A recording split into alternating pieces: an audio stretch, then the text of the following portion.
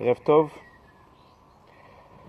Et oui, on se retrouve comme tous les mardis soirs, Yom Shlishi, pour étudier la sikha du Rabbi sur la paracha de la semaine.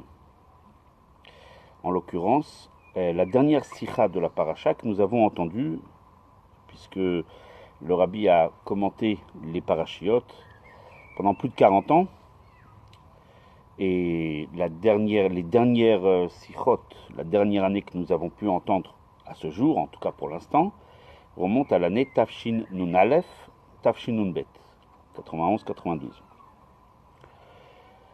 Avant de commencer, petite question que j'ai entendue ces derniers temps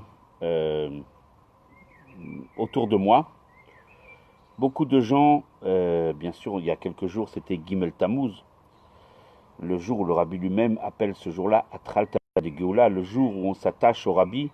C'est le jour où, il y a 26 ans, le Rabbi s'est voilé à nos yeux, où nous avons cessé à ce jour, pour l'instant en tout cas, de le voir avec nos yeux à nous, même si bien sûr l'existence du Rabbi n'est pas en question, n'est pas remise en question, mais c'est un jour où on a entendu beaucoup, dans toutes les communautés, puis aujourd'hui avec le monde, on va dire virtuel, on ne formons plus qu'une seule et grande communauté, surtout depuis les événements que nous vivons, où aujourd'hui tout se passe, on va dire presque sur Internet, et donc on peut suivre. Aujourd'hui, on n'est plus limité à sa propre communauté, on peut avoir accès à des cours, à des idvaadut, ce qu'on appelle des farbrengen, des réunions chassidiques, de toutes les communautés. Et donc nous avons beaucoup entendu, à l'occasion de Gimel Tammuz, le message du Rabbi, qui a été répété, et autour de ce message, bien sûr, où il convient de se renforcer et de redoubler, si on peut dire, d'efforts pour finir ce que le Rabbi nous a tracé, nous a demandé de faire afin d'accéder à la Géoula. Le message du Rabbi a été entendu, on en a beaucoup parlé. Mais si vous regardez bien, il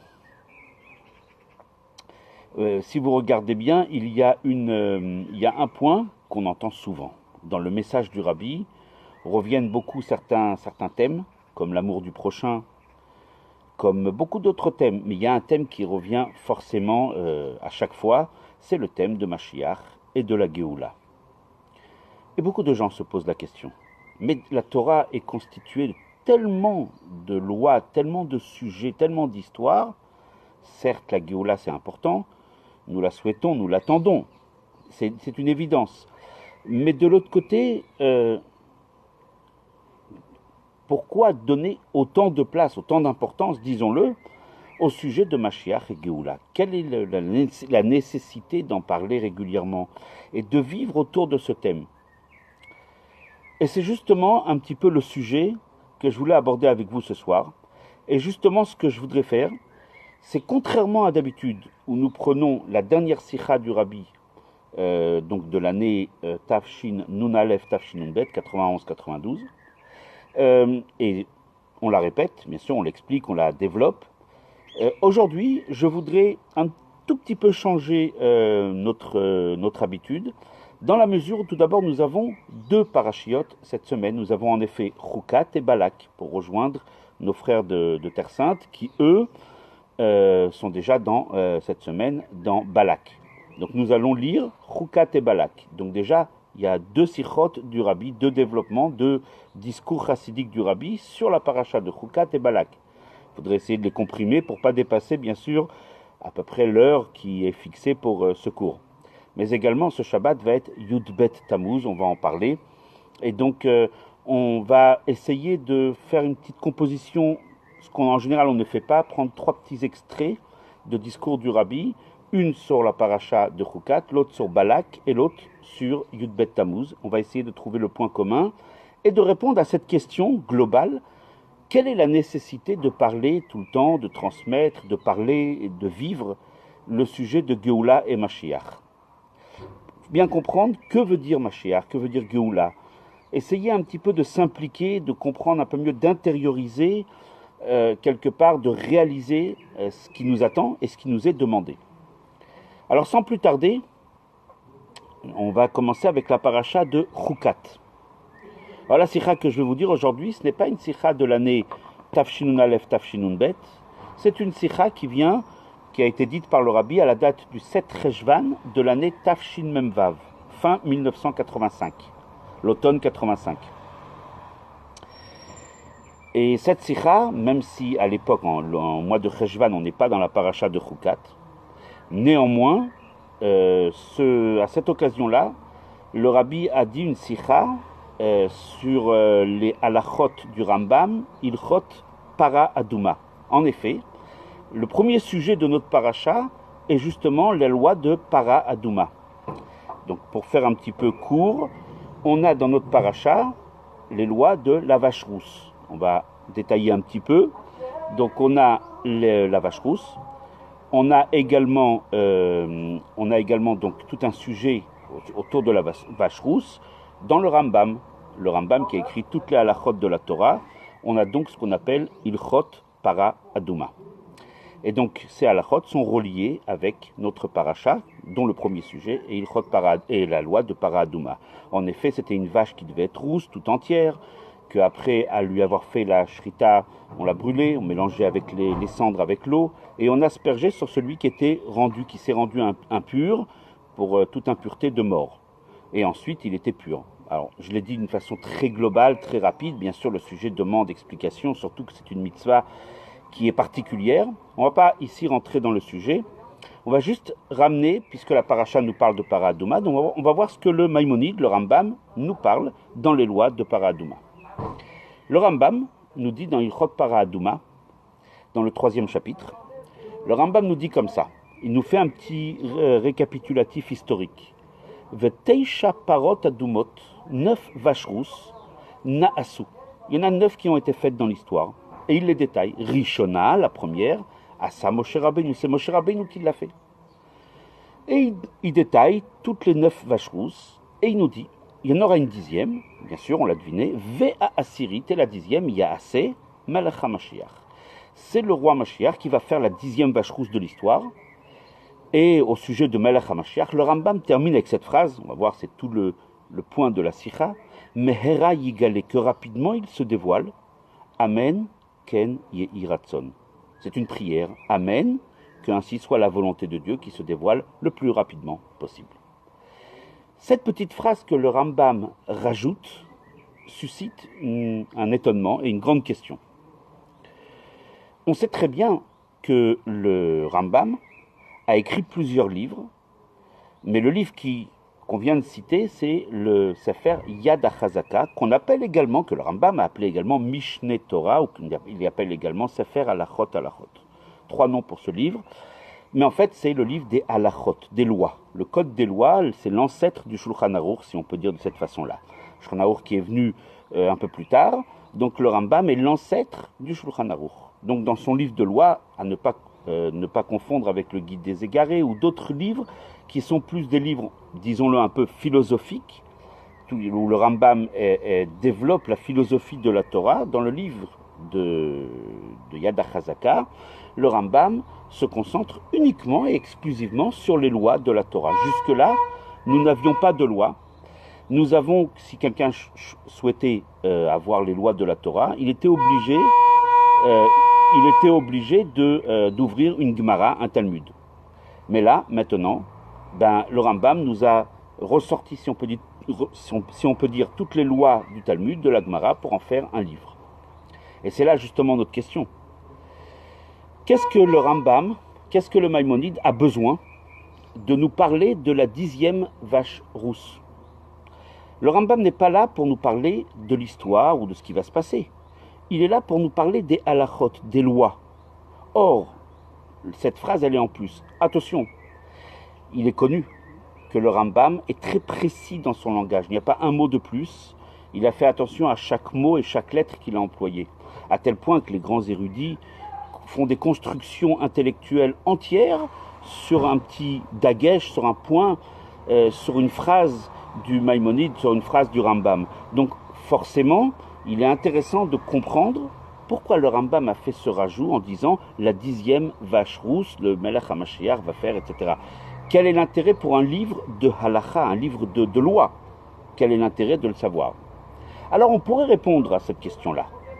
On pourrait répondre à cette question-là, mais tout de suite, on a plusieurs questions qui vont venir après.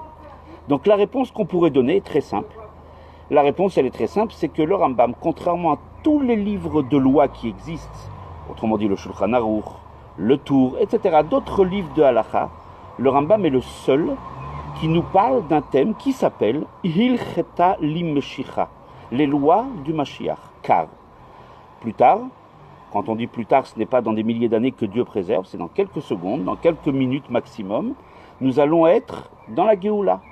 Et bien sûr, les lois de la Torah continueront, et au contraire, il y aura certaines lois qui malheureusement ont été mises en suspens, comme les sacrifices, comme d'autres lois qui sont liées, par exemple avec le temple, qui ont été momentanément interrompues, sont remplacées par la prière, etc. Mais, en tout cas, ces lois vont revenir quand il y aura Mashiach. Et le seul qui nous parle de ces lois-là, parce qu'il faut les connaître, c'est le Rambam. Donc en fait, le Rambam s'est fixé une ligne où il va nous parler de toutes les lois de la Torah, y compris ce qu'on appelle Hilcheta Limeshicha, les lois de Mashiach. Donc on peut répondre, on peut dire voilà, pourquoi le Rambam nous parle de cette 10e vache rousse? Parce que justement, le Rambam étant le seul justement qui se préoccupe de nous enseigner les lois de Mashiach, il nous parle de la 10e vache rousse que le Melech HaMashiach va faire. Oui, c'est vrai. Mais là, on a à ce moment-là plusieurs questions on va les résumer peut-être au nombre de 4 questions. Hein, comme toujours, il y a toujours 4 questions, comme le soir de Pessah. Il y a 4 questions qui nous viennent ici tout de suite en tête. Tout de suite, sans plus tarder, vraiment, c'est... La première question, c'est que le Rambam nous informe qu'il y aura une 10e vache rousse en tant que loi de Mashiach, en tant que halakha qui aura lieu quand viendra la Géoula, on peut le comprendre. Mais quelle est la place de la tfila qu'il rajoute? Il fait une petite prière. Il parle, la 10e vache rousse va faire le Melech HaMashiach, et là il rajoute, Mehera Yigale, que rapidement il se dévoile, Amen Ken Yehi Ratzon. Dans un livre de halakha, il n'y a pas la place pour une prière, c'est pas un sidour. Si on prend un sidour, alors il y a les livres de prière, on prie pour différents sujets, on peut prier aussi pour la Géoula. Hein. Mais si déjà le Rambam nous parle de la 10e vache rousse, celle du Melech HaMashiach, il n'y avait pas d'intérêt de rajouter une prière, Mehera Yigale Amen Ken Yehi Ratzon, que rapidement il se dévoile, Amen Ken Yehi Ratzon. Ça c'est la première question. La deuxième question, si déjà le Rambam veut nous parler d'une halakha de Mashiach, il y a un endroit pour cela. Le Rambam lui-même, à la fin de son livre, à la fin de son œuvre, il y a un chapitre entier qui s'appelle Hilchot Melachim, les lois des rois, où il y a 12 chapitres. Les 2 derniers chapitres parlent exclusivement de Mashiach, à tel point que ça s'appelle Hilchot Melech HaMashiach. Les 2 derniers chapitres, le 11e et le 12e, parlent de Mashiach. Donc si déjà le Rambam a consacré une partie de son œuvre pour parler justement de Mashiach, c'est là-bas qu'il aurait dû parler de la 10e vache rousse. De dire quand viendra Mashiach, nous ferons la 10e vache rousse. Il a laissé plusieurs sujets dans ces 2 derniers chapitres. Pourquoi il n'a pas mis les lois de la vache rousse qui sera faite quand il y aura le Mashiach? Pourquoi il ne l'a pas mis à la fin de son œuvre, là où il parle de Mashiach, et plutôt dans les lois de Para-Aduma? Ça, c'est la deuxième question. Il y a une autre question, une troisième question qui vient. Ce n'est pas la première fois que dans les halachot du Rambam, il y a une idée de Mashiach qui apparaît. Là, Para-Aduma, la vache rousse, effectivement, ça a une connexion, il y a un rapport avec Mashiach, puisque la 10e sera faite par Mashiach. Mais il y a d'autres halachot précédentes, avant d'arriver aux lois de la vache rousse, où il y a effectivement certaines connexions halachiques, si on peut dire, avec Mashiach. Et là-bas, le Rambam n'a pas parlé de ce qui va se passer quand il y aura le Mashiach. Pourquoi le Rambam parle pour la première fois de Mashiach, déjà dans un chapitre où ce n'est pas consacré à Mashiach, mais bien antérieur, et pourquoi maintenant et pas avant dans une autre halakha? Il y a une 4e question. Si déjà le Rambam choisit de parler de Mashiach à chaque fois qu'il y a une connexion dans une halakha quelconque avec le Mashiach, comme on parle des sacrifices par exemple, forcément il y a une connexion avec les sacrifices que l'on fera plus tard. Donc il aurait fallu que le Rambam nous ramène le sujet de Mashiach à chaque fois qu'un sujet a un rapport avec Mashiach. Or on voit bien que dans aucun endroit de son œuvre, le Rambam a parlé de Mashiach, il a laissé tous les sujets de Mashiach sur les 2 derniers chapitres de Hilchot Melachim, chapitres 11 et 12, et juste Para Aduma, dans les lois de la vache rousse, tout d'un coup, là, le Rambam, il nous parle justement de la 10e vache que va faire le Melech HaMashiach. Donc, pour résumer, on va résumer ces 4 questions en fait à 2 questions principales. Pourquoi ne pas laisser le sujet de la 10e vache rousse uniquement dans les 2 derniers chapitres, où là, on traite justement de tout ce qui concernera la Géoula et Mashiach, tout ce que l'on fera à ce moment-là, etc., tout ce qui se passera dans le monde, etc., ce qu'on doit savoir concernant Mashiach et Géoula, et pourquoi l'avoir écrit la 10e vache rousse ici, dans les lois de Para Aduma. Et deuxième question, quelle est l'idée de la tfila que le Rambam mit dans un livre de halacha, dans un livre de loi, et surtout que le Rambam, le Maïmonide, est tellement précis, il n'y a pas une phrase en plus. Donc, quelle est cette idée de mettre une prière, Me'era Yigale Amen Kenyi Ratson, dans notre endroit? Alors, pour répondre à cela, on va ramener une source, on va faire une petite introduction basée sur le Rambam, sur le Maïmonide lui-même aussi. Le Maïmonide, dans une autre halakha, Ilchot Melachim, justement, à propos de Mashiach, dans le 11e chapitre, le Rambam nous dit quelque chose d'intéressant. Il nous dit Vechol Misheno Ma'amin Bo, tout celui qui ne croit pas dans Mashiach, ou bien Eino Mechake le Biato, ou bien il n'attend pas sa venue. Donc le Rambam nous parle de 2 personnes, un qui n'aurait pas la foi dans Mashiach, et l'autre qui pourrait avoir la foi, mais il n'attend pas Mashiach. Dit le Rambam, un peu plus loin, ou Kofer, c'est comme si qu'il rejetait la Torah et Moshe Rabbeinu. C'est quelque chose d'assez fort, assez incroyable. Quelqu'un qui n'aurait pas la Emouna dans Mashiach, voire, encore plus, quelqu'un qui aurait la Emouna, qui aurait la foi dans Mashiach. Il sait que Mashiach va venir, mais il n'attend pas chaque jour sa venue, il n'est pas dans l'attente. Il sait que ça va venir, et quand ça va venir, ouais, pourquoi pas. Mais il n'est pas dans une attente, dans une impatience de la Géoula. C'est comme si qu'il rejetait toute la Torah ainsi que Moshe. C'est très fort. Déjà, d'avoir cette émouna, c'est pas évident. Dites à quelqu'un, il faut avoir la foi. Je veux bien, mais si je l'ai pas. Deuxièmement, et c'est ça le plus dur, à la rigueur, chaque juif croit. On est tous des croyants, on a tous une neshama en nous. Mais attendre sa venue, c'est un sentiment qui ne va pas se dicter facilement et aisément. On ne peut pas dire à quelqu'un, tu dois attendre Mashiach toute la journée. Forcément, j'attends une bonne nouvelle, j'attends un virement d'une très grosse somme. Je consulte mon compte en banque chaque instant pour voir si cette somme est arrivée. Je m'attends à recevoir une promotion, un cadeau, ou je ne sais pas, une bonne nouvelle. Forcément, je suis impatient. Mais c'est normal, ça me touche, ça me concerne. En quoi et comment faire en sorte d'attendre la Géoula à chaque instant? Et la raison, nous dit le Rabbi, est très simple. Si j'ai le sentiment qu'il me manque quelque chose sans la Géoula, parce que, par exemple, de tous les 613 mitzvot que nous avons, nous n'en avons plus que 87. Les 613 se sont réduites à 87 depuis la destruction du Beth Amikdash. Et donc forcément, mon judaïsme n'est pas total. Ma connexion avec Dieu ne peut pas être totale tant qu'il n'y a pas la Géoula. D'une façon globale, tant que je ne vois pas Kadosh Baruch Hu, comme à l'époque, on allait au Beth Amikdash et la présence divine était palpable. Alors forcément, je suis dans une situation d'insatisfaction. Je ne peux pas être content, heureux, on va dire épanoui. Je parle même au plan physique, même au plan matériel, tant que je sais que je suis dans la galoute. Déjà, il y a des problèmes. Tant qu'on est dans la galoute, il y a des problèmes. Et surtout spirituellement, ma connexion avec Akadosh Baruch Hu souffre de ce manque qui est ressenti dans la galoute. Lorsque quelqu'un a ce sentiment qu'il lui manque quelque chose, quelqu'un a ce sentiment que sans Mashiach, il y a quelque chose qui ne va pas, alors il est dans une attente. Forcément, quelqu'un à qui il manque rien du tout, il n'attend pas. Quelqu'un qui a faim, il cherche à manger.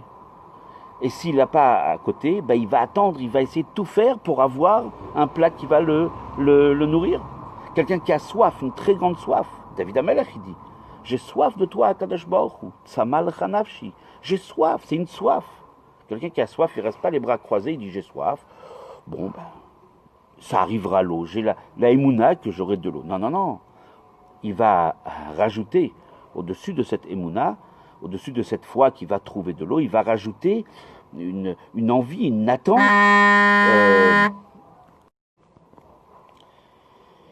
Alors, je suis désolé, j'ai eu un appel et j'ai fait une fausse manipulation. Donc on va euh, peut-être, je crois, devoir recommencer. Alors, je ne vais pas tout recommencer le cours qui avait déjà commencé. Je vais simplement résumer. Dans la paracha de cette semaine, paracha de Chukat, le premier sujet évoqué est le sujet de la vache rousse. La vache rousse qui était là, bien sûr qu'on devait on faisait la shrita de la vache, et avec les cendres mélangées avec de l'eau, on aspergeait celui qui était impur. À ce sujet de la vache rousse, le Maïmonide, dans les lois de la vache rousse, nous dit que 9 vaches ont déjà été faites dans l'histoire. Il y a déjà eu 9 vaches rousses dans l'histoire. Et la 10e sera faite par Melech HaMashiach. Et le Rambam dit cette phrase, Vea Asirit, et la 10e, Yaase Melech HaMashiach, va faire le Melech HaMashiach, Mehera Yigale Amen Ken Yiratzon. La 10e vache rousse sera faite par le Melech HaMashiach, qui rapidement va se dévoiler, qu'il se dévoile plutôt rapidement, Amen Ken Yiratzon. La question principale qu'on avait posée, c'était quelle est l'idée de parler de la 10e vache rousse, alors qu'il y a il y a 2 chapitres, en tout cas, que le Rambam a consacrés aux lois de Mashiach. C'est à la fin de son œuvre, les 11e et 12e chapitres de Ilchot Melachim, des lois des rois, et les 11e et 12e chapitres portent le nom de Ilchot Melech HaMashiach.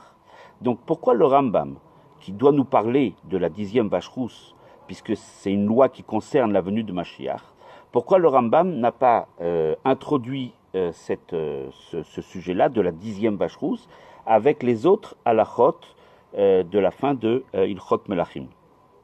Et surtout, la question qui se posait, c'était pourquoi le Rambam, lorsqu'il nous parle de cette 10e vache rousse, il continuait et il nous disait, cette 10e vache rousse, que va faire le Melech HaMashiach? Jusque-là, on est dans des termes, on va dire halachiques, puisqu'on parle des lois qui auront cours quand viendra Mashiach. Mais là, le Rambam rajoute quelque chose qui apparemment n'a pas sa place dans un livre de loi. Le Rambam dit la 10e vache rousse que va faire le Melech HaMashiach, et il rajoute cette phrase, Mehera Yigale, que rapidement il se dévoile, Amen Ken Yiratzon.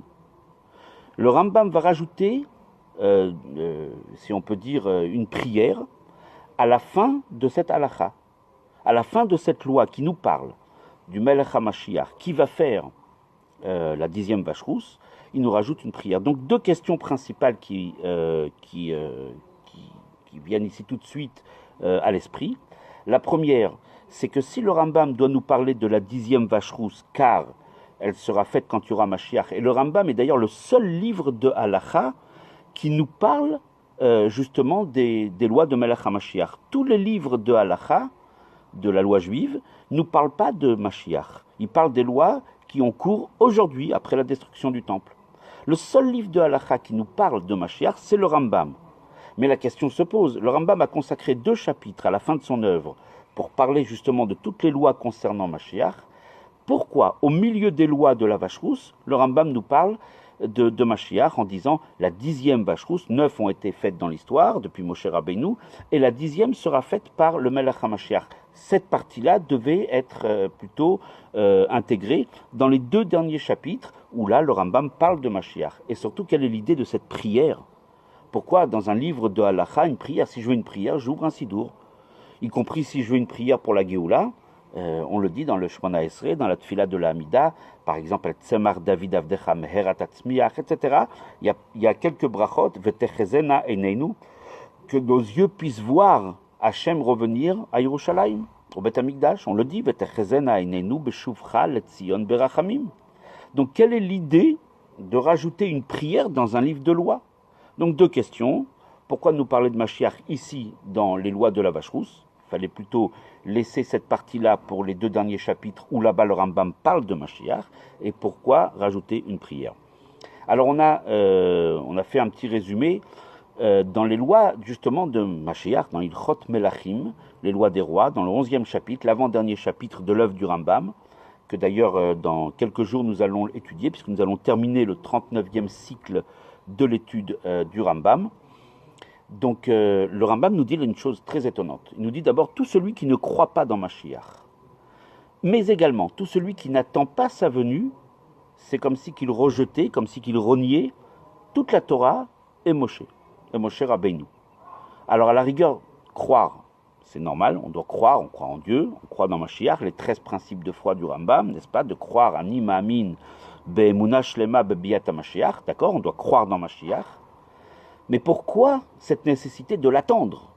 Le Rambam dit celui qui n'y croit pas, c'est comme si qu'il rejette la Torah et Moshe Rabbeinu. Ça, à la rigueur, je peux le comprendre. Mais celui qui ne l'attend pas, on ne peut pas décréter qu'on attend quelque chose avec impatience. Ok, je crois qu'il va venir, mais pourquoi l'attendre? Il faut bien me donner une raison pourquoi je dois l'attendre. Et pourquoi c'est tellement important de l'attendre. L'explication que donne le Rabbi, c'est qu'en vérité, l'attente vient lorsqu'il y a un ressenti d'un manque. Lorsqu'il y a une absence, un manque, lorsque quelque chose nous manque, alors on attend. Quelqu'un qui a soif, quelqu'un qui a faim, ne va pas simplement croire que dans quelques heures, il aura une assiette ou il aura un verre d'eau pour être apaisé. Il va aussi tout faire pour essayer de l'avoir. Et s'il ne peut rien faire, il va attendre avec impatience. On va lui dire, oui, on va t'apporter ton repas, t'inquiète pas, ça va être livré, tu vas recevoir, je ne sais pas, ta pizza, ou je ne sais pas, tu vas être livré très prochainement, le livreur est en route, il arrive, etc. Donc tu vas attendre avec impatience. Quelqu'un qui est dans le désert, qui a soif et qui n'en peut plus, on lui dit, oui, on va t'amener de l'eau fraîche, t'inquiète pas, etc. Il l'attend avec impatience. Nous, dans la galoute, il y a des mitzvot qu'on ne peut pas faire. Notre connexion avec Dieu, elle est imparfaite. Des 613 mitzvot, il ne nous en reste plus que 87. C'est pas beaucoup. Forcément, et puis on ne voit pas, Kadosh Baruch Hu, à l'époque du Beth Amikdash, la présence divine se faisait ressentir surtout dans le temple. Nous n'avons plus le temple. Alors justement, puisque un juif ressent profondément qu'il lui manque quelque chose, la galoute n'est pas une situation confortable. On est, déjà, même matériellement, c'est pas toujours facile. Il y a des soucis, il y a des problèmes. La galoute, c'est pas synonyme de bien-être et de bonheur.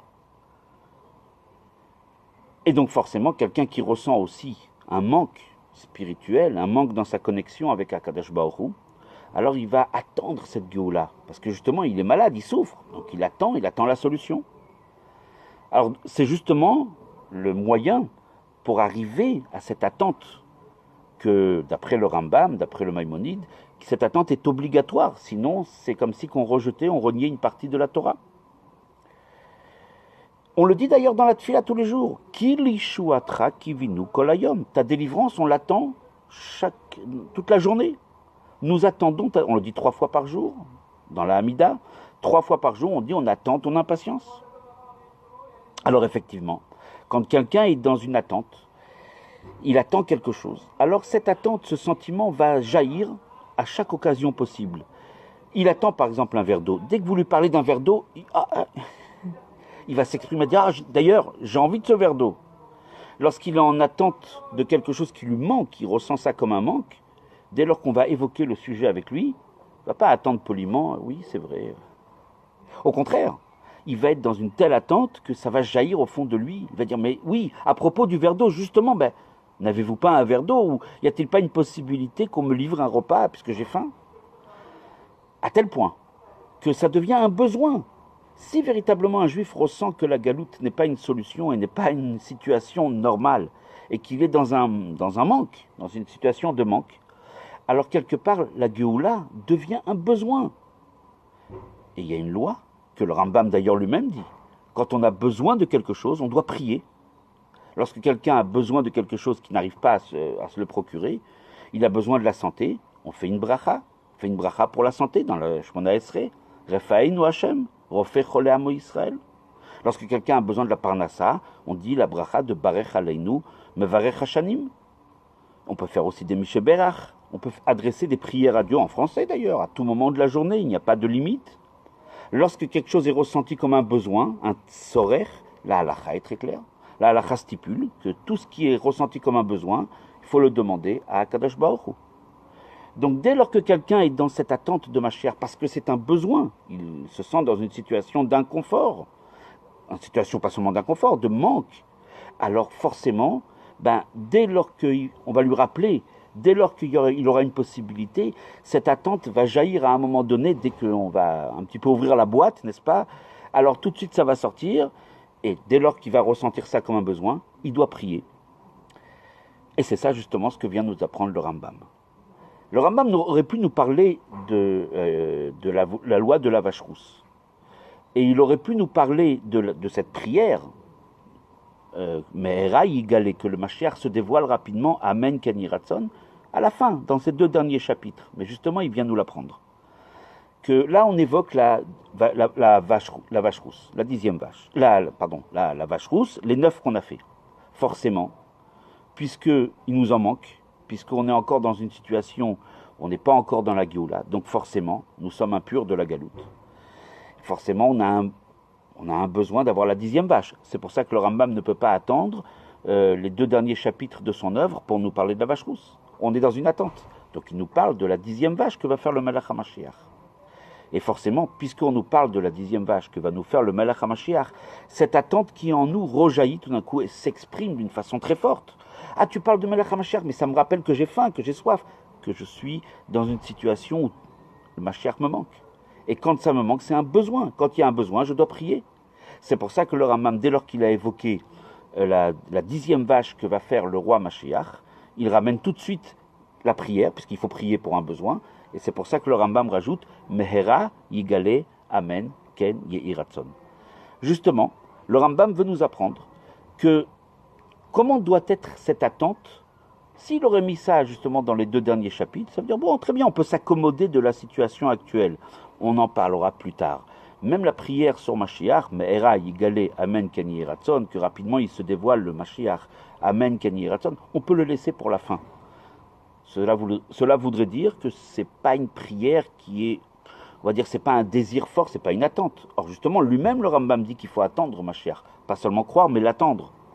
C'est pour cela que comme quelqu'un attend quelque chose, il n'attend pas les 2 derniers chapitres. Tu lui parles de Mashiach maintenant, tu lui parles qu'il y a eu 9 vaches rousses dans l'histoire et que la 10e va faire Melech HaMashiach. Tout de suite, il entend parler de Melech HaMashiach, il se rappelle que c'est un besoin, c'est quelque chose qui lui manque. Et la halakha, elle est très claire, il te manque quelque chose, prie à Dieu, demande-la à Hachem. C'est ce que le Rambam a voulu nous enseigner, que l'attente de Mashiach doit être d'une telle façon, d'une telle intensité, qu'au moment où on nous parle de Mashiach, tout de suite, il faut que ça soit un besoin, et qui dit besoin, dit prière. C'est pour ça qu'il a mis cette prière de Me'era Yigale Amen Ken Yehi Ratzon dans les lois de Para Aduma. Autrement dit, il ne faut pas attendre d'être dans un cours de Torah qui va nous parler de Mashiach pour parler de Mashiach.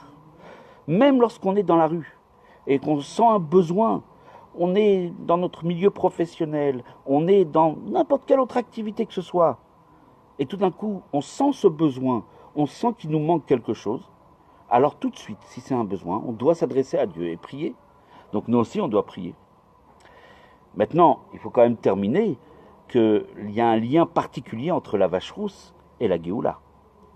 Il y a un lien direct, et c'est pour ça que le Rambam, principalement, a introduit cette prière sur Mashiach, que rapidement il se dévoile, Mehera Yigale, Amen Ken Yehi Ratzon. Ou pourquoi il a introduit cette prière dans la vache rousse?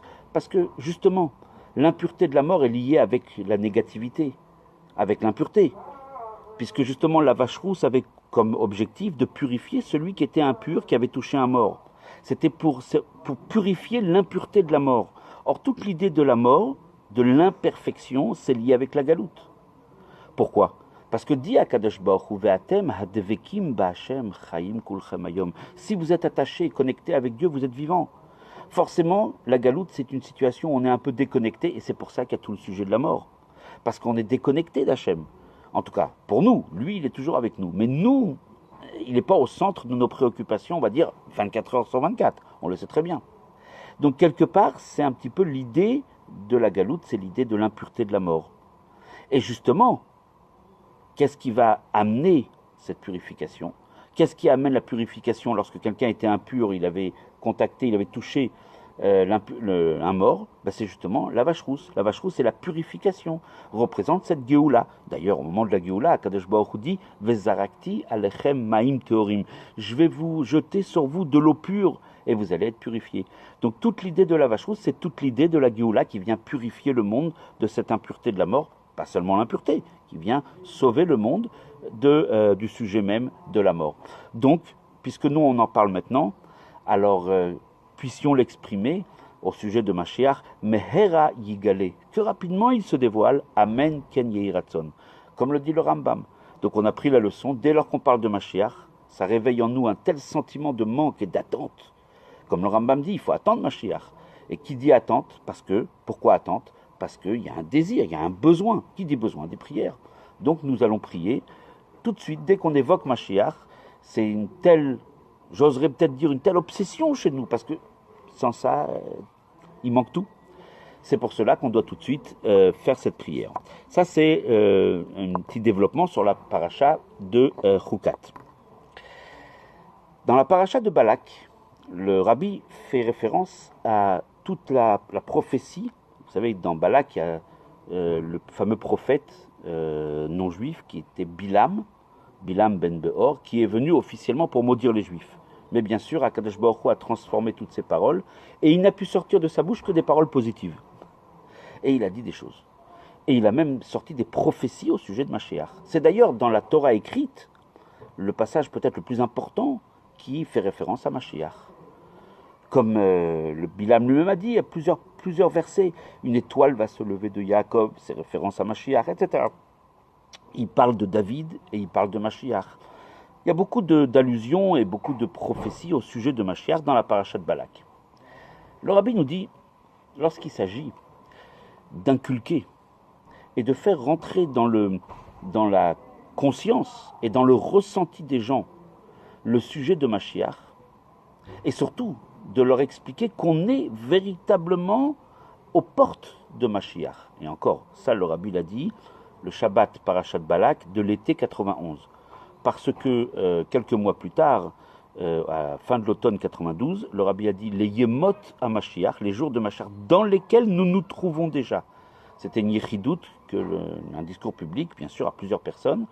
C'est enregistré, on a l'enregistrement, bien sûr, où le rabbi l'a dit d'une façon très claire, nous sommes déjà dans les Yemot à Mashiach. Quelques mois plus tôt, Shabbat Parashat Balak de l'année 91, là le rabbi a dit de dire aux gens qu'on est à la porte de la Géoula et que de leur faire rentrer, si on peut dire, dans leur conscience et dans leur ressenti qu'on est déjà très proche de la Géoula, le rabbi dit, je sens que c'est pas facile, c'est difficile.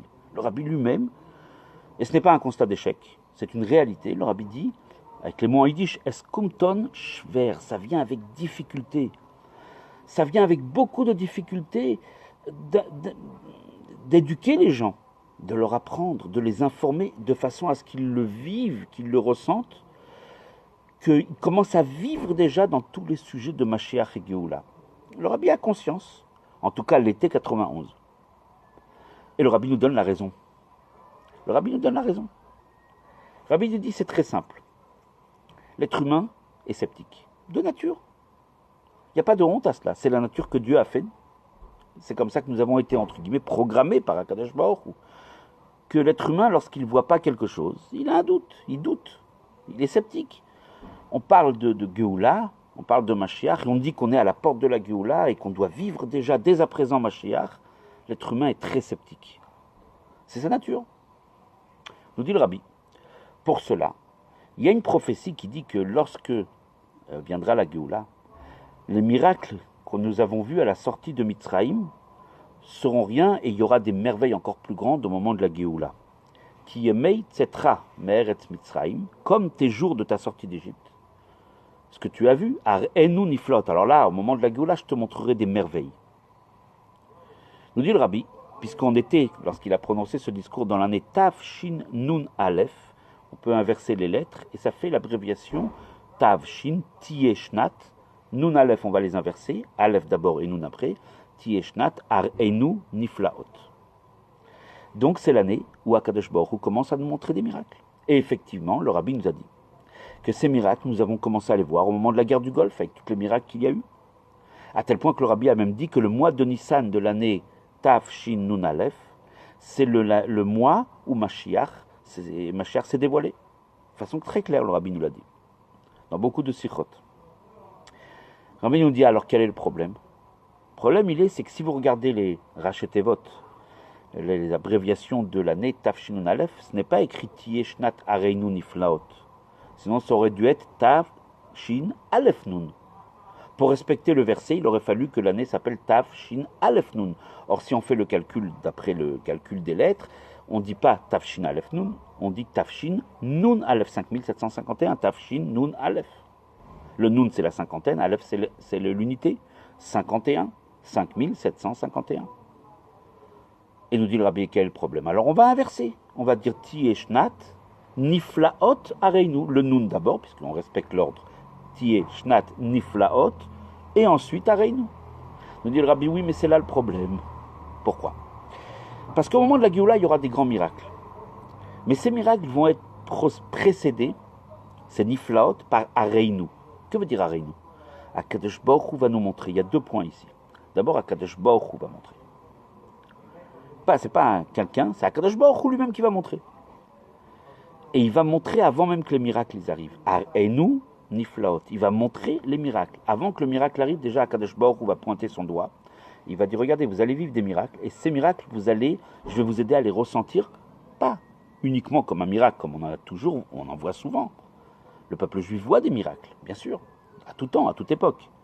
Mais Akadosh Baruch Hu va nous montrer, Areinu Niflaot, je vais vous montrer que ces miracles-là sont liés avec la Géoula.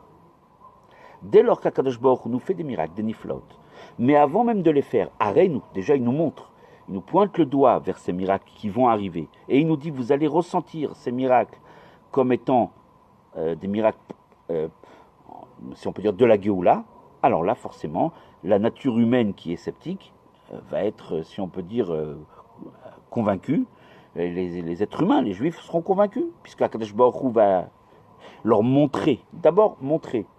Donc forcément, le problème, c'est que Tafshin Nun Aleph 5751, c'est Tafshin Nun Aleph, ça fait Ti et Shnat Niflaot Areinu. D'abord, il y a des Niflaot. Le Rabbi nous dit d'abord, Akadosh Baruch Hu a choisi que la Géoula, elle vienne par des miracles. Les miracles de la guerre du Golfe, principalement. Mais lorsqu'on voit ces miracles, on dit, bien sûr, tout le monde a vu ces miracles. Ceux qui s'en rappellent savent qu'il s'agit de miracles exceptionnels. Sauf que ces miracles sont des miracles qui ne nous rattachent pas obligatoirement avec la Géoula. Ce sont des miracles, certes, des grands miracles, mais qui dit que c'est les miracles de la Géoula? D'abord, il y a les miracles. Il faut qu'Akadosh Baruch Hu vienne ensuite. Et ils nous disent, ces miracles que tu as vus, sache qu'ils sont liés avec la Géoula. Autrement dit, il doit nous convaincre. Il doit un petit peu faire avec notre nature sceptique et qui doute. Ça, c'est plus difficile. Et comment Akadosh Baruch Hu y fait? Puisque le doute est déjà rentré. On a vu les miracles, mais on ne les a pas reliés directement avec la Géoula. Comment Akadosh Baruch Hu va s'y prendre? Très simplement, il y a un outil qu'Akadosh Baruch Hu a créé qui est de nature à changer la nature humaine, qui peut changer, transformer la nature humaine. C'est un outil extraordinaire qui s'appelle notre Sainte Torah. La Torah est de nature à changer la nature humaine. La Torah n'est pas une science. La Torah n'est pas un livre d'histoire, ni un livre de loi d'ailleurs. C'est bien plus que cela. C'est la sagesse divine. Et donc forcément, la Torah a cette possibilité de changer la nature humaine. Comment est-ce qu'Akadosh Baruch Hu va s'y prendre pour nous montrer, après qu'on a vécu les miracles, d'abord, Niflaot, comment il va nous montrer que ces miracles sont liés avec la Géoula? Par sa Torah. C'est-à-dire, lorsqu'un juif va étudier dans la Torah, les passages qui parlent de Mashiach et de Géoula, tout d'un coup, il va faire 1 plus 1 égale 2. À ce moment-là, va s'opérer le Areinu. À ce moment-là, le Areinu va prendre ici toute sa valeur. Nous avons vu des miracles, Niflaot, Nun, et après Aleph, Areinu.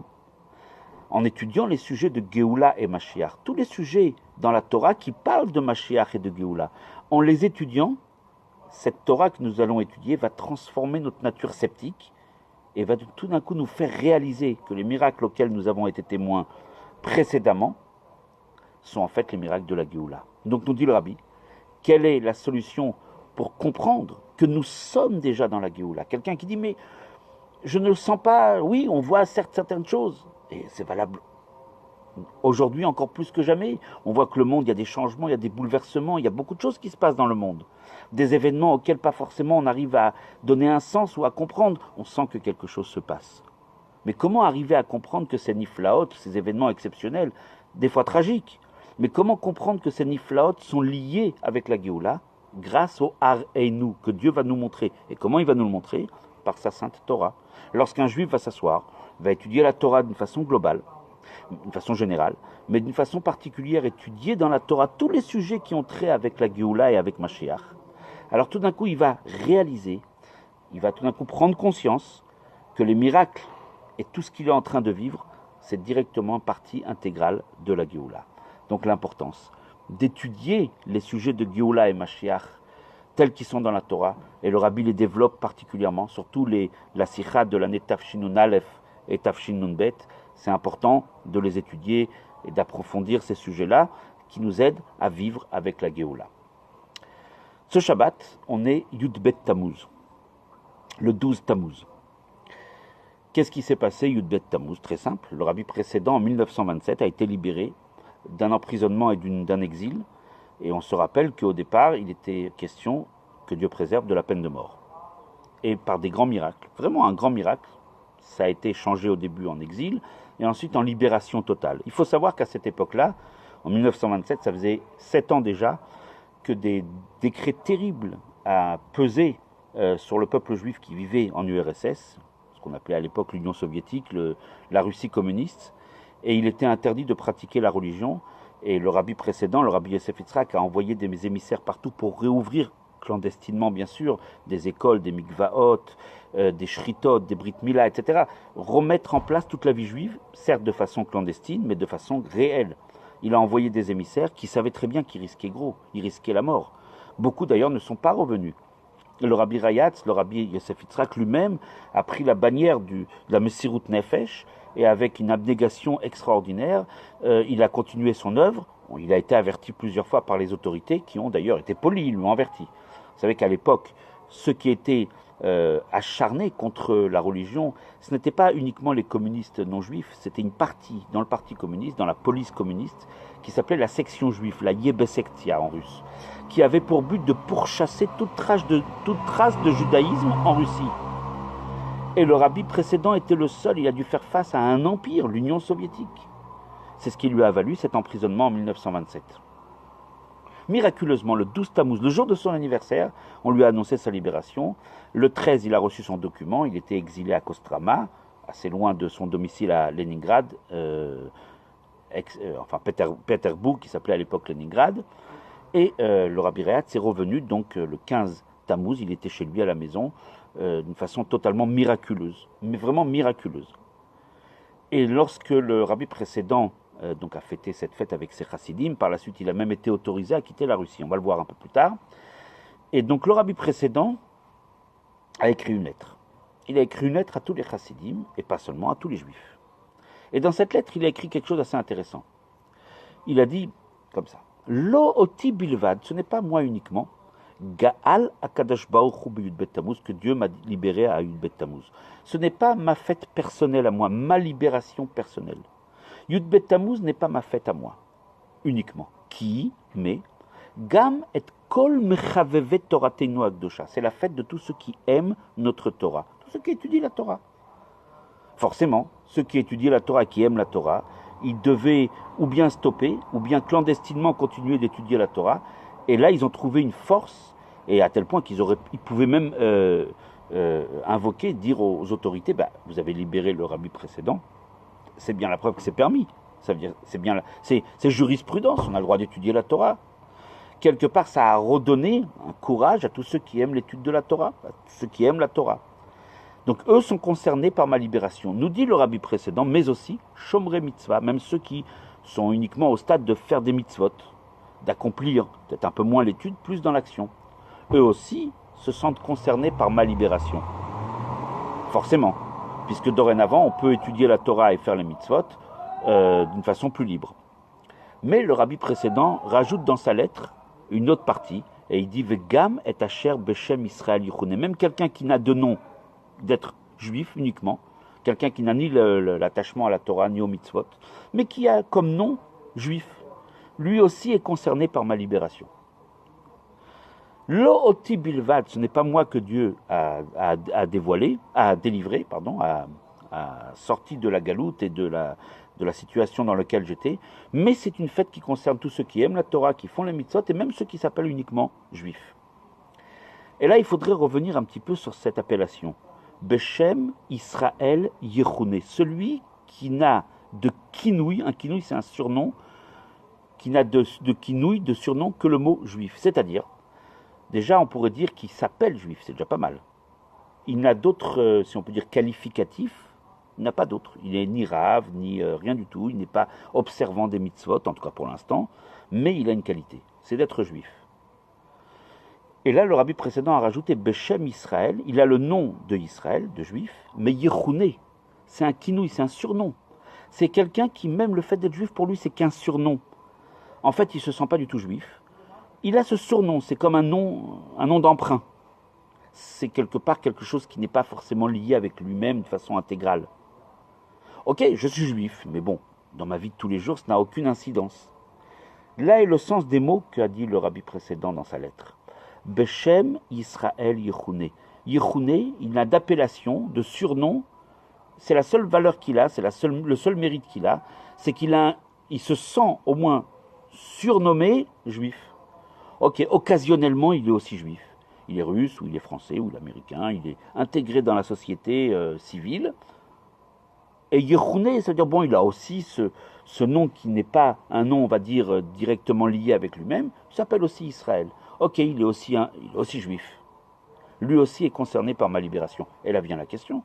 Nous dit le rabbi, pourquoi celui-là est concerné par la libération du rabbi précédent? Encore quelqu'un qui aime la Torah, oui, il a souffert, parce que lui aussi étudie la Torah, et il s'est dit, si celui qui étudie la Torah, que Dieu préserve, va finir, on va pas dire, mais de l'autre côté de la vie, ben, je pourrais plus continuer à étudier la Torah, je vais me mettre en danger. Ceux qui pratiquent les mitzvot, ceux qui sont dans l'action aussi, se sont dit, il y a un problème. C'est que forcément, ben, je vais peut-être risquer gros si je continue les mitzvot. Donc il s'est senti atteint par l'emprisonnement du rabbi précédent. Mais celui qui s'appelle juif uniquement, et pas seulement s'appelle, c'est pas son nom principal, c'est un nom d'emprunt. Beshem Israël Yehuné, c'est son nom d'emprunt, c'est un surnom, c'est un nom occasionnel, qu'on l'appelle de temps en temps, que lui-même va se rappeler peut-être une fois par an, comme on appelle, que Dieu préserve cette mauvaise appellation, les juifs de Kippour. Mais en fait, on est tous des juifs de Kippour, c'est sûr. Donc même celui-là, il est concerné par ma libération, dit le rabbi précédent. Et pose le rabbi une question, il dit pourquoi? Pourquoi celui-là est concerné par ma libération? Qu'est-ce que ça peut lui faire? Qu'est-ce que ça peut lui rajouter? Alors pour cela, pour comprendre, il convient de faire une petite introduction.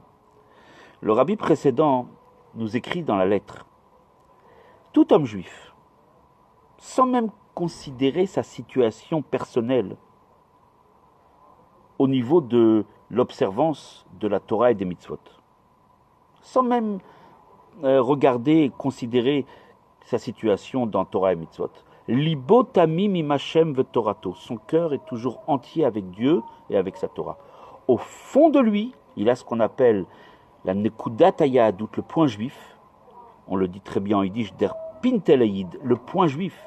Il a au fond de lui ce point juif qui lui permet d'être en connexion constante avec son Créateur. C'est au fond de nous. Effectivement, extérieurement, ce n'est pas forcément quelque chose qui est visible, ce n'est pas quelque chose qui est tout le temps apparent. C'est vrai. Dans la vie de tous les jours, cette personne, à peine, si on peut dire, se reconnaît comme juif occasionnel. Beshem, Israël, Yehuné. C'est vrai. Mais au fond de lui, il a ce point juif, il a cette nekuda qui lui fait, comme dit d'ailleurs le Admour HaZaken, qu'un juif ni ne veut, ni ne peut se séparer d'Akadosh Baruch Hu. Impossible. Au fond de lui, il ne peut pas se séparer. Le Rambam, d'ailleurs, le dit dans Ilchot Gerushin, il le dit bien, qu'un juif reste toujours au fond de lui désireux d'accomplir la volonté divine. Toujours. Alors, qu'est-ce qui se passe dans la vie de tous les jours? Très simple. C'est qu'il y a toute une enveloppe autour. Il y a toute une galoute. Et sa véritable existence est cachée. Son véritable être, son jeu profond, l'essence de son âme est cachée. Est cachée parce que elle est ensevelie à travers, autour, en tout cas à l'intérieur de différents désirs qu'il a pour les sujets matériels, pour le monde, etc., etc. Toutes les considérations qu'il s'est rajoutées par la suite, qui ont fait que ces intérêts, en tout cas extérieurs visuels, sont des intérêts qui ne sont pas forcément sa connexion avec son Créateur. Et donc c'est pour ça que ce point juif est profondément caché au fond de lui. Seulement, la Chassidoute explique, le Tanya l'explique, que dans le chapitre 18, chapitre 19, dit le Admor Hazaken dans le Tanya Rabbi Shneur Zalman, qu'au moment où il y a une xéra, il y a un décret, où la vie d'un juif est quelque part, où la pratique de son lien avec Dieu est remis en question, où on lui interdit de faire Torah et Mitzvot, tout d'un coup on se rend compte qu'au moment de cette xéra, sa véritable nature va refaire surface. Et dit le Admor Hazaken dans ses chapitres du Tanya, même à Filoukal Shebekali, même quelqu'un de léger, entre guillemets, il est capable d'être Moser Nafsho, de donner sa vie pour Hachem. Au moment où il y a un décret, au moment où le peuple juif est en danger, où la pratique de la Torah et des mitzvot est remise en question, tout d'un coup un juif qui apparemment n'avait aucun lien avec Torah et mitzvot, tout d'un coup il est capable de donner sa vie pour Akadosh Baruch Hu, parce que son âme profonde, son existence réelle refait surface à ce moment-là. Au moment de la xéra, ça touche son lien le plus profond. Hein, vous savez, c'est comme quand que Dieu préserve, c'est pas quelque chose qu'on souhaite à chacun, mais tout le monde sait ce que c'est. Quand on a mal aux dents, c'est le nerf qui est touché, c'est l'essence même de la dent. Quand le nerf est touché, là, la douleur, elle est terrible. Il peut y avoir un problème sur la dent, tant que ça touche pas le nerf, elle n'est pas ressentie, cette douleur. C'est exactement la même chose. La Emouna, la connexion entre un juif et Akadosh Baruch Hu existe tout le temps, à chaque instant. Elle n'a jamais disparu. Mais elle est enfuie au fond du cœur. Elle est cachée, dissimulée à travers tout le vécu de la personne, à travers son quotidien. Mais lorsqu'arrive un moment de xéra, un moment de décret, un moment de difficulté, un moment d'épreuve, là tout d'un coup c'est son existence réelle qui refait surface, et là il est prêt à tout. Il va donner sa vie pour un autre juif, il va donner sa vie pour la Torah et pour les mitzvot. Ça va révéler sa nature véritable. C'est ce qui s'est passé à Yud Bet Tammuz. Lorsque les juifs ont réalisé qu'on ne pourrait peut-être plus accomplir Torah et mitzvot, et qu'il y avait un danger pour la suite de l'existence de Torah et mitzvot. Et qui était en danger? Le rabbi. Or, vous savez, dans la paracha de cette semaine de Chukat, d'ailleurs la portion que nous étudions, la portion que nous allons étudier demain, Rashi nous dit cette phrase extraordinaire, Hanassi ou Akol. Le Nassi, le chef de la génération, il résume à lui tout seul, en lui, toute la génération. Donc si le rabbi est en danger, si le maître de la génération est en danger, chaque juif est en danger. Toute l'existence, le lien profond qui existe entre chaque juif, même Asher Beshem Israël Yichouné, même celui qui n'a qu'une appellation de juif sur lui, une appellation occasionnelle, Yichouné, de temps en temps, un surnom. Mais celui-là, profondément, il a toujours une relation avec Dieu, une relation constante. C'est pour ça que le rabbi ne veut pas considérer ceux qui ne sont pas encore pratiquants, comme on le dit, comme des gens, certains les appellent des chilonimes, des gens profanes. Profane veut dire détaché de Dieu, que Dieu préserve, dit le rabbi. Chaque juif a un lien avec Akadosh Baruch Hu unique. Et il appartient à personne de remettre ce lien en question. Chaque juif, peu importe ce qu'il est extérieurement, ça c'est quelque chose qui est visuel et quelque chose qui... on ne doit pas s'arrêter à ce qui est superficiel. Profondément, chaque juif est lié avec Hachem. Et quand arrive une xéra comme au moment de Yud Bet Tammuz en 1927, toute la suite, la continuité du judaïsme est remise en question. On ne pourra plus étudier, on ne pourra plus prier, on ne pourra plus faire les mitzvot, plus de Mila, plus de mikveh, plus de Shabbat, c'était impossible, ça devenait invivable. Là, quelque part, ça a touché chacun, en particulier quand ça a touché le Nassi Ador, le maître de la génération, Rabbi Yosef Yitzhak, le précédent rabbi de Lubavitch, qui a été emprisonné pour ces raisons-là. Alors là, forcément, ça a réveillé le point d'ancrage, la relation profonde que chaque juif a avec Akadosh Baruch Hu. Et c'est pour cela qu'au moment de sa libération, cette libération a rempli de joie tout le monde, y compris celui qui n'a de nom et de kinouï, de surnom que d'être simplement juif. Lui aussi était touché, parce qu'il a été touché au moment du décret, au moment de l'épreuve, il est touché aussi au moment de la libération. Et c'est pour ça que cette libération concerne l'ensemble du peuple juif. Bien sûr, c'est le Nassi, c'est le chef du peuple juif. Un Nassi ou Akol, forcément, ça touche tout le monde. Maintenant, on comprend pourquoi le rabbi précédent, Rabbi Yosef Yitzhak, a écrit dans sa fameuse lettre après sa libération, Lo oti bilvad gal Akadosh Baruch Hu. Ce n'est pas seulement moi qu'Akadosh Baruch Hu a libéré, mais tous ceux qui aiment la Torah, tous ceux qui pratiquent les mitzvot, et même ceux qui n'ont que de surnoms, La seule qualité qu'ils ont, le surnom d'être juifs. Même eux, parce que profondément, ils n'ont pas de différence avec les autres. Ils sont liés avec Akadosh Baruch Hu. Et au moment du décret, ce lien a été mis en valeur. Et ils ont montré, comme beaucoup de juifs d'ailleurs, qui n'étaient pas forcément attachés à Torah et Mitzvot extérieurement et visuellement, qui ont montré une détermination et un attachement de façon exceptionnelle. Effectivement, c'est de cette façon qu'il faut célébrer tous les ans Yud Bet Tammuz. On est tous concernés, parce que la Torah nous concerne, chacun d'entre nous, profondément, même si extérieurement, des fois, il paraîtrait que, etc. Mais en vérité, on est concerné aussi par cette libération de Yud Bet Tammuz. Et donc forcément, chaque année, quand va arriver Yud Bet Tammuz, cette année c'est ce Shabbat, une bonne occasion Shabbat, autour de la table de Shabbat, de prendre des bonnes décisions, de se renforcer dans notre attachement avec Akadosh Baruch Hu, de fêter cette Géoula du Rabbi précédent. Oui, Yud Bet Tammuz est très fort. Yud Bet Tammuz est très très fort.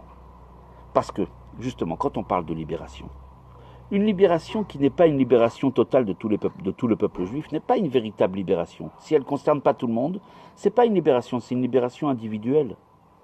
Or, celle qu'on appelle la libération future, la Géoula à Amitit, la vraie, Ve'ashlema est parfaite. Pourquoi elle est appelée à Amitit, Ve'ashlema? Parce qu'elle concerne l'ensemble du peuple juif.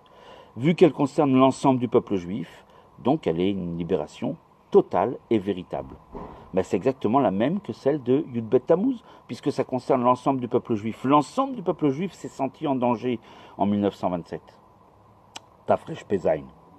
Et l'ensemble du peuple juif a été libéré, s'est senti libre. C'est exactement l'idée de la Géoula Amitit Ve'ashlema.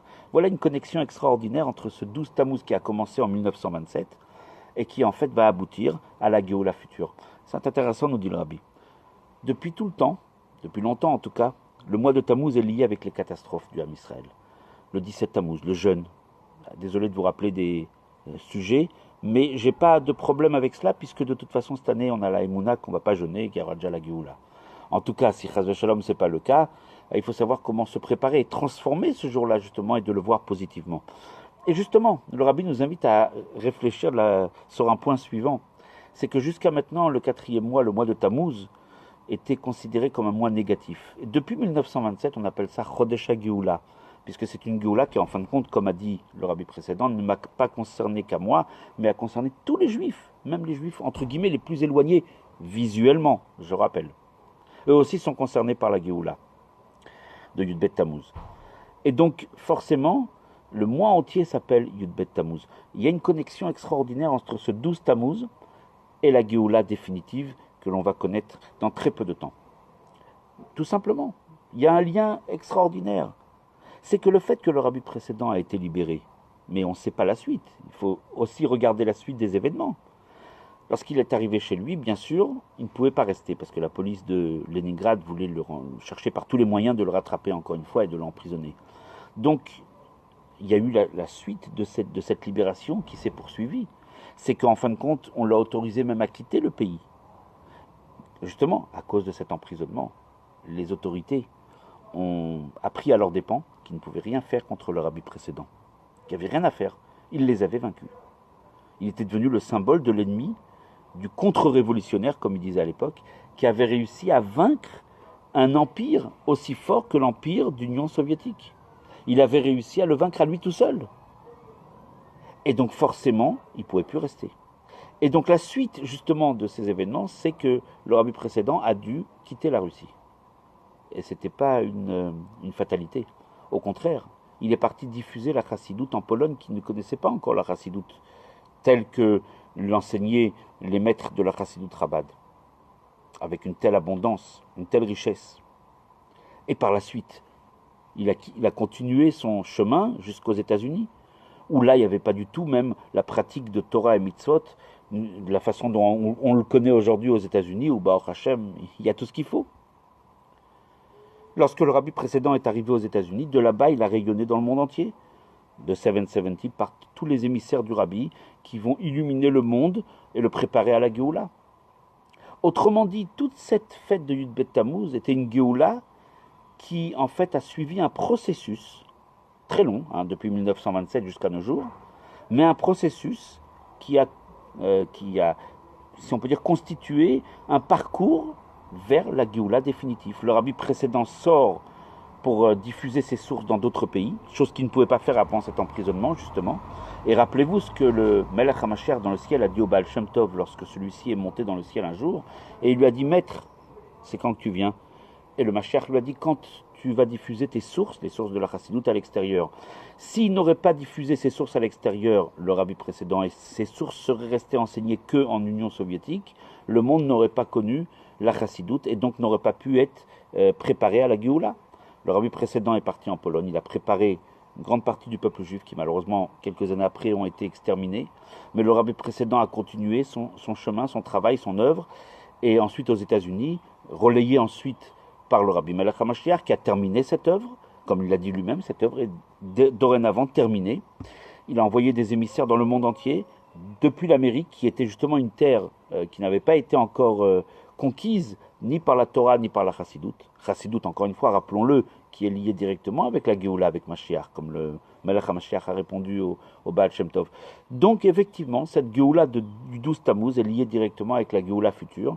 D'abord parce que dans son caractère, c'est une Géoula qui concerne tout le peuple juif, comme on l'a expliqué, comme la Géoula future qui va concerner tout le peuple juif, et aussi parce qu'en fin de compte, cette Géoula s'est déclenchée d'une façon, en tout cas, on va dire dans sa dernière ligne droite, elle a été déclenchée depuis le 12 Tammuz 1927. Donc depuis le 12 Tammuz 1927, on est déjà dans cette phase de progression et de processus qui nous amène à la Géoula, espérons-le, le plus rapidement possible. Alors, on a été, tout à l'heure, il y a eu un petit incident technique, donc on a dû refaire le cours, et ça m'a donné l'occasion ça me donne l'occasion de rappeler que ce shiur est donné dans le Bet Chabad virtuel, certes, maintenant pour l'instant, de Neuilly, le Bet Chabad de Neuilly, à qui nous souhaitons une grande réussite, et à celui qui le dirige, le Rav David Zawi, et son épouse, à qui on souhaite une énorme réussite et un grand Mazal Tov pour des événements joyeux dans leur famille. Et on lui souhaite beaucoup de courage, parce que comme beaucoup d'institutions, ces événements qu'on a vécus ces derniers temps ont mis à mal un petit peu que ce soit les finances ou la fréquentation, etc. C'est normal. Donc on souhaite de tout cœur une grande hatzlacha. Nos maîtres nous demandent toujours de prier pour l'hôte qui nous accueille. On est accueillis dans le Bet Chabad de Neuilly, en tout cas dans le Bet Chabad virtuel de Neuilly, mais qui est lié avec le Bet Chabad physique de Neuilly.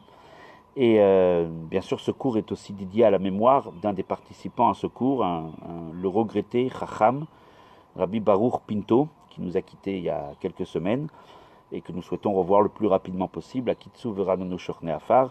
Donc préparons-nous à la Géoula, autant bien parce qu'on a étudié sur la 10e vache rousse liée avec la paracha de Chukat, autant par rapport à ce que le Rabbi nous demande d'étudier les textes de Géoula Mashiach dans la Sikha de Balak, puisqu'on a les deux parachiotes cette semaine, et autant par rapport au 12 Tammuz, qui est relié directement, comme on l'a expliqué, avec la future Géoula. Donc le Rambam nous a appris que lorsqu'on parle de la Géoula, il faut tout de suite prier pour cette Géoula. Et le Rabbi nous a donné une prière qu'il a encouragée avec sa main, une prière qui est dite joyeusement, qui consiste à l'accepter comme Melech HaMashiach. Et donc, c'est la meilleure prière pour que la Géoula arrive, la Géoula tant attendue arrive. Yechi Adoneinu Moreinu Verabeinu Melech HaMashiach Leolam Vaed.